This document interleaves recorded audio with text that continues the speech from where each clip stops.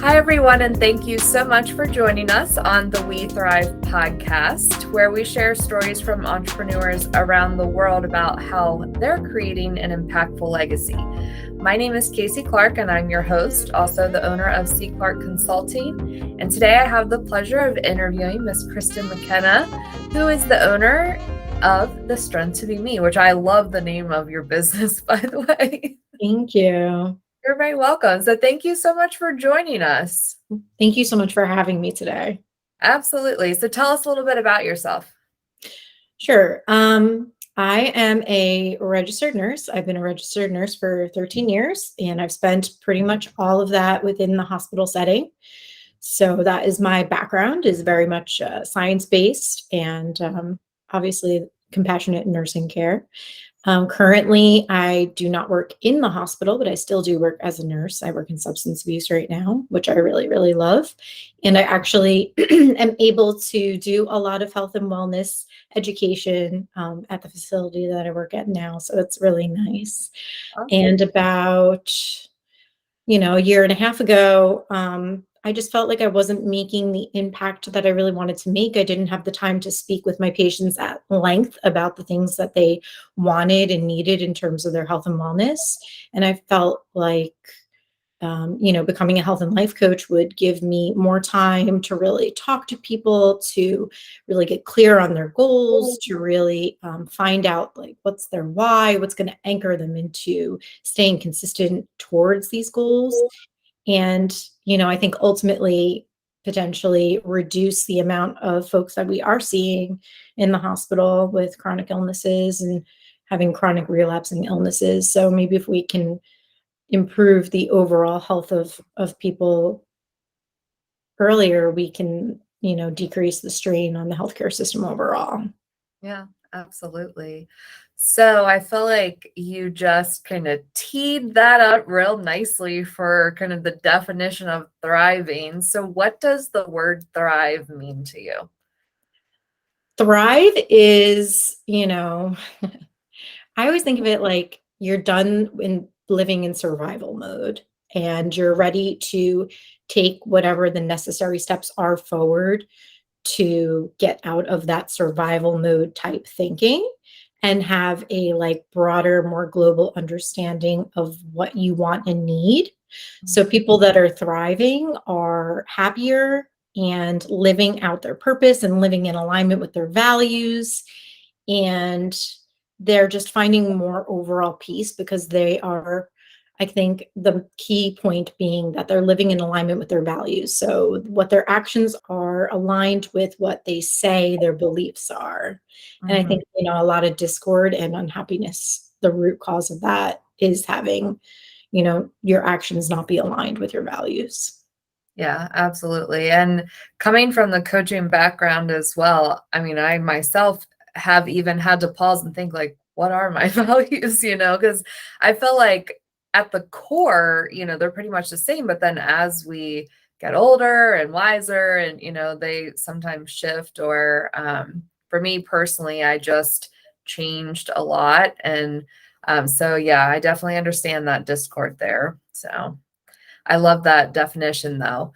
So when you reflect on you and how you've thrived, what are some obstacles that you have personally faced? I think that if you're a big thinker like me, you can sort of think that you're going to think your way out of stuff without actually making any changes or doing anything risky or really doing anything. And I think a lot of people get stuck in that area of, okay, I agree with what you're saying. This sounds right. I know this is what I'm supposed to do, but I'm too scared to do it. So, I think for me, I struggled with the eating disorder for a really, really long time. And a really big chunk of it was not in the super sick part. That was part of it, was this, what I call quasi recovery of like, I had a lot of knowledge and I knew what to do and I knew what I was supposed to do, but I wouldn't really step fully into my recovery because I was too afraid of what like might happen.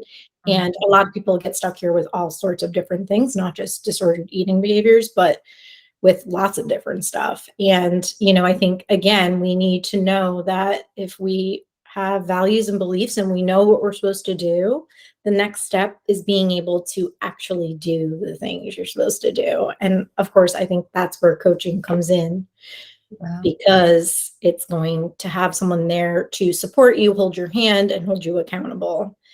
So you're not just sort of relying on your own, motivation, or I hate when Mhm. people use the word discipline. Like, it's not about discipline at all, in my opinion. It's about like somebody like loving and supporting you and gently holding you accountable to follow through with the things that you say that you're going to do. Yeah, I love the whole concept and topic of neuroplasticity. So like listening to you, I'm immediately thinking like, it's so much deeper than just like you said, just being disciplined enough to do something. There's so many layers to the onion. So Absolutely. Yes, I talk about neuroplasticity a lot, not just with eating, but obviously in my role as a substance abuse nurse. Like, there's so much that just needs to be rewired so that mm, our default is not, something that's actually hurting us and the people around us. Because eventually, over time, if we do it, a new way enough times, the default will change. mhm. But you have to do it enough times to get the default to change. Yeah. And that's scary. And, I'm not saying that it's easy and like, people just need to do it. It's hard. It's really hard to step outside what feels comfortable, what feels safe, what feels familiar, and, start doing things differently, especially if you're not sure how that's going to go or what that's going to look like.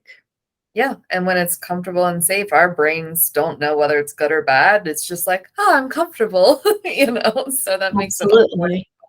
Our brains definitely identify any change in our life as being bad, whether it's a positive change or a negative change, no matter what. If it's not familiar and it's not what we're used to, change means very, very scary and dangerous to our primitive part of our brain. That's that subconscious part of our brain.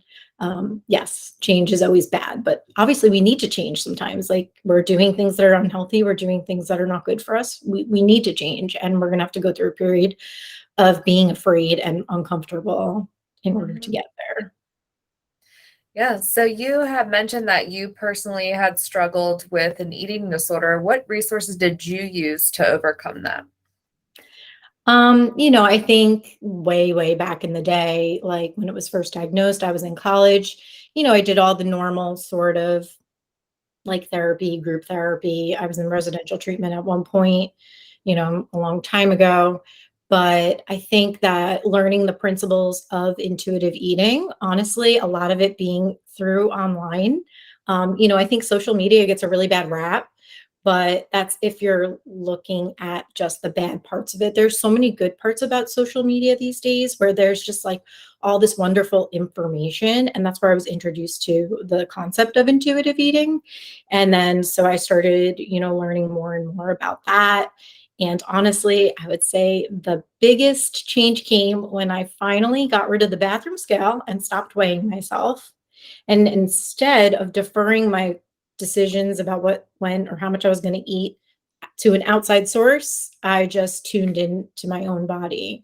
So a huge, huge part of that is, again, you're going to have to let go of that control, Mhm. um, in knowing, what your weight is. But for me, that was like the number one thing that was consistently holding me back over time. Yeah.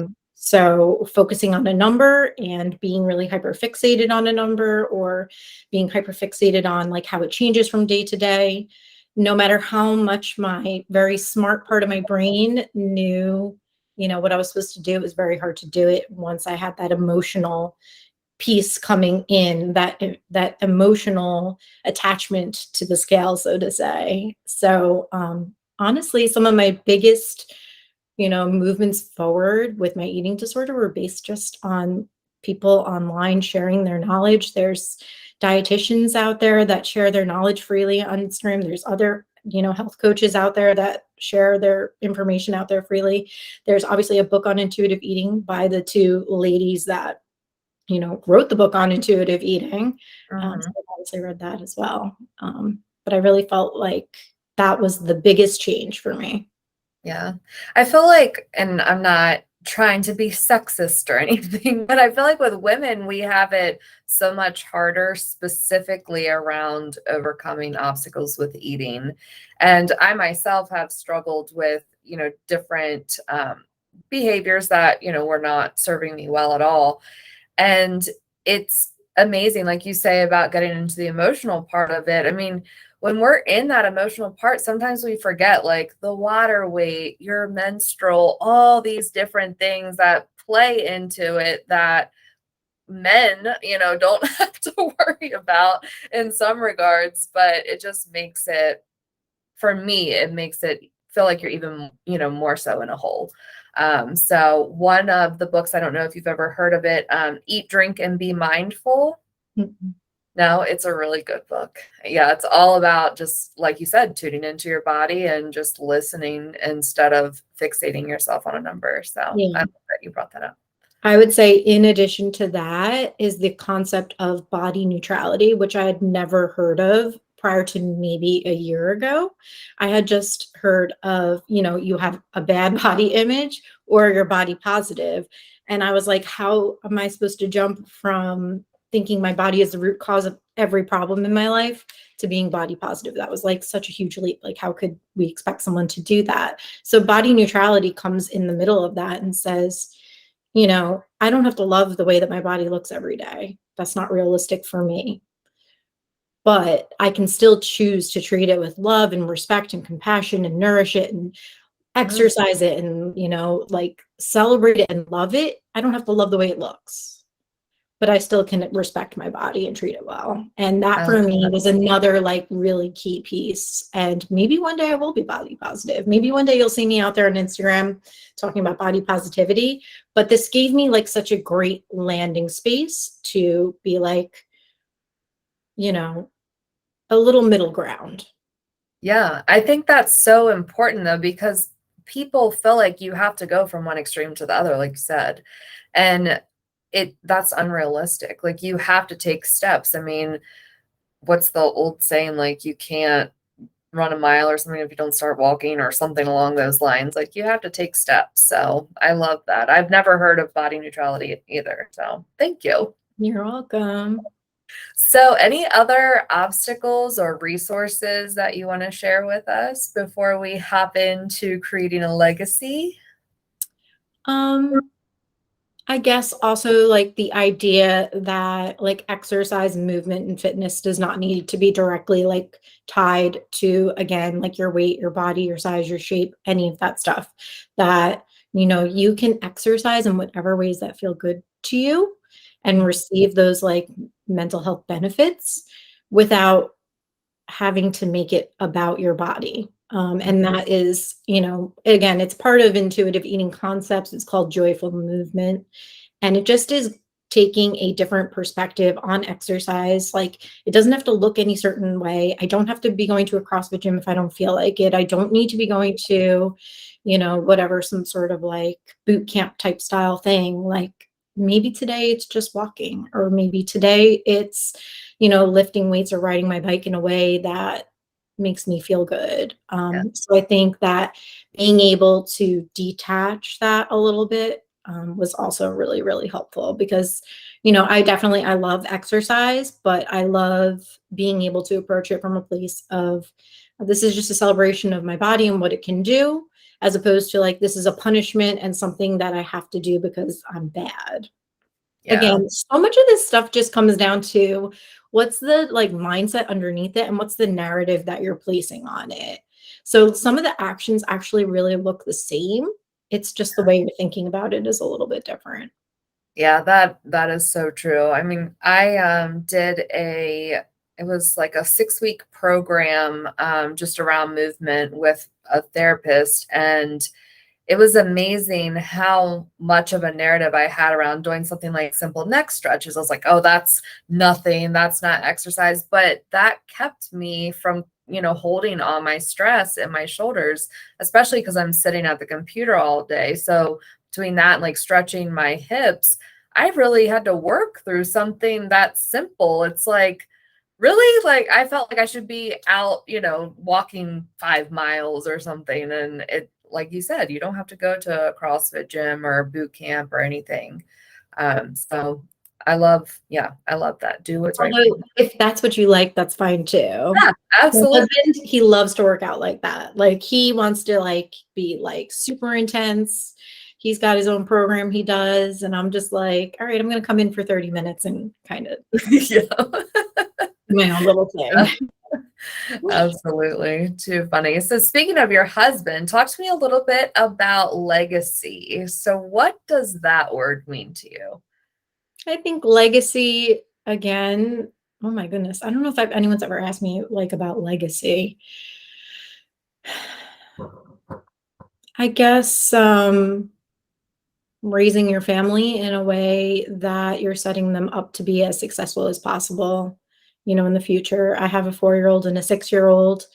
Again, a lot of my healing with like my own disordered eating and like my own approaches to food and exercise were obviously rooted in a desire to set a good example for my kids. Now, is that like enough just to want to do it for like your kids? Sometimes that's not enough. Like you do have to have some internal desire to just be better for yourself. Mhm. But at the same time, once you do have children in the mix, I think that your perspective can change a lot. And, we, of course, we just want to set them up for success as best we can. Yeah, absolutely. Absolutely. So when you kind of look back on what you do, so to me, it sounds like there's a lot of overlap in your career. So, I mean, obviously, it's very impactful what you do in the addiction community, and just as a nurse in general, but even as a coach, I feel like that's not as well known as, like what a nurse does. But how do you feel like your careers kind of contribute to a legacy that you're leaving? Um, so yeah, coaching is definitely not as well known. And I think that over the next maybe 5 to 10 years, like that will become something that everybody knows what it is. Yeah. Although I would say like right now that might not, be the case. Even, when I started with what like kind of narrowing down like where I was going to focus my coaching on, I definitely had some business coaches that were not thrilled and did not really understand like the space that I wanted to go into. They were like, "Oh, so you're a health coach and you're going to help people lose weight." And I was like, "No, I don't really want to do that." And they were like, "That doesn't make any sense. Why would you give up? Like that's such a lucrative business. Why wouldn't you just do it?" Not to throw like my business coach under the bus. Like he's a great guy. But when I was like coming into the space trying to explain like what anti-diet culture type coaching was, it was just like crickets kind of. So, I think a hope for me is that over the next, however many years it takes, that things like intuitive eating and things like, you know, more body inclusivity or body neutrality or just basically that I watched diet culture crumble to the ground would be the ultimate goal for my legacy, that diet culture ceases to exist. And by diet culture, I just mean the societal normative that everybody wants to lose weight and losing weight makes you happy and losing weight means that you're successful and eating a certain way makes you a better person or exercising a certain way makes you a better person, right? There's so much like of this, your inherent worth and value is directly tied to your body and how you eat and the way you move it. So, dismantling diet culture would be like to disconnect all those things from each other, and that, we're obviously inherently worthy beings, regardless of our body shape or size. And, so much goes into, our bodies. Like there's genetics that are involved. Mhm. There is just, whatever your exact, set point weight is or your body shape is. Like there's only so much control we have over these things. And sending the message out to especially young people that if you follow this influencer or celebrity's diet and you you know, do the same training program as them, and you do all these things that they do, you know, the idea is that you're going to have and look exactly like them. It's not true. Right. Right. So it's pawning off like the general public that is just, you know, susceptible and vulnerable, Mhm. and telling them that if you buy this and do that and, you know, do all the things, that you're going to end up looking like this celebrity or influencer, whoever the person is. It's not true necessarily. Yeah. It's not true in like 99% of the time, probably. Yeah. Agreed. I might And have I been there. I'm sorry. Oh, no, you're fine. I mean, I could talk to you for hours and hours about this stuff because just the other day I had a conversation with someone who was like, I don't want to bring kids into the world for the simple fact that there's so many different expectations these days. You know, you have social media and you have all that stuff, but like you said, so many people focus on the negative part of it as opposed to saying like, oh, I can get a lot of information and education, you know, from it. And I come from a very different place because I kind of look at it as creating a legacy. And I want to bring kids in this world so that I can help them be better and not necessarily carry all the things that my ancestors did, you know, whether that was poor body image or, you know, abuse or whatever it is, you know, addiction, all those things. It's a lot to carry, but like you said, if you could see that kind of dissolve in the next couple of years and really know that you made an impact, that's pretty powerful. Yeah, I would say in a lot of families, you know, all of this dieting and body image stuff is absolutely generational trauma that's passed down. I definitely talked to a lot of people that their mom was like always on a diet, or maybe even people that were invited to go to Weight Watchers at like 12. Like, Mhm. you know, you hear a lot of things that you're just like, this is really questionable. But, you know, the parent at the time probably just thought, you know, they're trying to help their child, you know, be more accepted. And that was the only way they understood how to do it. So, Yeah. yeah, I think the more and more we spread the message of, you know, this approach of more intuitive eating and body neutrality and more acceptance and more looking at things a little bit more clearly, you know, hopefully our kids will grow up in a way that it will be less of a problem. It will always be somewhat of a problem, obviously, but maybe less of a problem. And I would say, you know, I think we're starting to see a little bit of that. We're starting to see a little bit more, you know, diversity in general in terms of like advertising or media. You know, we're seeing people use models that are maybe just more inclusive and maybe mirror like actual real people a little bit better. Right. So I think that we've taken some like small steps in the right direction, probably. Yeah. But we have to keep moving that way because Absolutely. it's hard. It is. It really is. And I mean, it takes more than one person. So, yeah. Absolutely. Absolutely. So, speaking of moving in the right direction, if you could give someone a nugget that's listening today, maybe a personal nugget, a professional nugget, whichever you choose, how would or what would you tell them to help them move in a better direction? I think it obviously depends on what that person's like goal is. My number one tidbit would be to take care of yourself better, Mhm. because I think, especially as a nurse and a mom, I got to a point where I was just like caregiving 24 hours a day, 7 days a week. Like I had two under two, and, you know, was working as a registered nurse and worked through the pandemic with little kids. And if you do not take care of yourself, you're going to eventually hit a wall and you're not going to be able to take care of anybody. Yeah. And, you know, of course, I think also we're teaching our kids, you know, to do the same thing. So we're teaching our kids that the basis of love is that my parent, you know, kind of drives himself into the ground with lack of self care to show them that they love me. So now is my child going to grow up and think I need to work myself to death because that's the only way that I know how to express love? Mhm.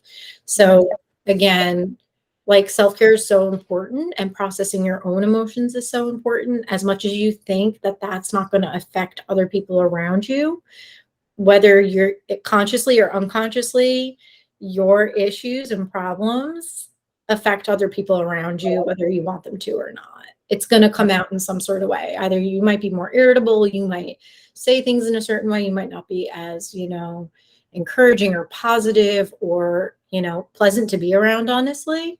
So every time we refuse to care for ourselves, and especially take care of our mental and physical health, it affects the people around us. Absolutely. And I think that that's something that's not really talked about. When you think of self-care, I think in a general sense, people are like, oh, it's just, like you said, eating better, exercising, things of that nature. But it's more, you always hear self-care is not selfish. So many people view it as like, oh, it's just about me. And it's really not. Like you said, it really does impact everyone. Even if you're being withdrawn, like if you're withdrawing from people, you're still taking from them, like you're not giving them you. So definitely impacts everyone. I love that you brought that up. That's awesome. So anything else that you want to share that's kind of popped up that you haven't shared with our listeners today?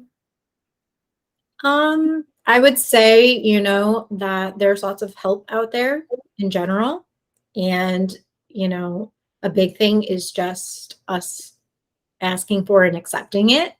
And I think a lot of people just have this feeling of, I need to figure it out on my own. And that's not necessarily true. And if somebody's already done it and been there, it's okay to, build from their experience. So, again, I want people to know that coaching exists. I want people to know that coaching is super effective, and, that it's different from therapy, but I'm all for like as many people on the team as possible. Like you want to have a nutritionist and a dietitian and a therapist and a coach and like everything. Like let's just get everything, all the help that you can get, because you're going to get there faster and you're going to get there feeling more like loved and supported along the way. Trying to do everything by yourself, whether that's I think that's a concept maybe a lot of us grew up with. That's something that we get from our parents of like, you need to do it all yourself because that means you're a strong person, or that means, you just got to work harder. It's not always about working harder. Sometimes it's just about working smarter and like using the resources that are available to you. So I would encourage everybody to always get help in any sort of fashion that, they feel comfortable doing. Or even if you don't really feel comfortable doing it, I would still, I think everybody can benefit from therapy. I think everyone can benefit from coaching. I think everybody can benefit from joining, whether in person or online, like groups that are specific to their needs. There are like millions of Facebook groups out there that support all different kinds of, stuff. Like literally everything exists out there in terms of Facebook group land. And sometimes that can, be a great little sort of group therapy type feel for people. Yeah. Absolutely. Awesome. Well, I appreciate all of the information that you've shared today. It was definitely insightful, and I love, how many things you just reiterated for me personally. So I definitely appreciate you being on the podcast today. Thank you so much for having me. I really appreciate it. Yeah, no problem. And I'd also like to thank our music sponsor, Stephen Lamar Moore, who created the music for our podcast. So thank you again for joining us, Kristen. It's been great.